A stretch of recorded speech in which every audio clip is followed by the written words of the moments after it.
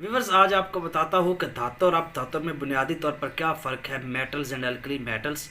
तो जो इनकी अक्सीर गरी है, बेसिकली जो अपधातें होती हैं इनसे हम अक्सीरें तैयार करते हैं उन धातों की बुनियाद पर। बेसिकली ये ओर्स होती हैं, इन्हीं धातों से ही ये निकली हुई होती हैं।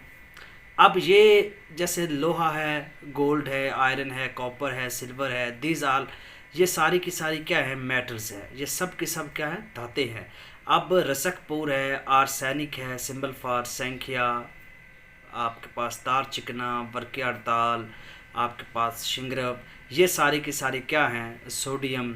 आपके पास ये सारी की सारी अपधातें हैं कि जब आप इसके ऊपर हिट लगाते हो तो ये रेज़ा रेज़ा चूरी चूरी हो जाती हैं, रेत की तरह बिखर जाती है, साइज़ में फैलती नहीं है। लेकिन जब धातों के ऊपर आप हिट करते हो, ज़रब लगाते हो, तो कोई चोट देते हो तो वो साइज़ में फैल जाती है, जैसे सोना चांदी है या लोहा है।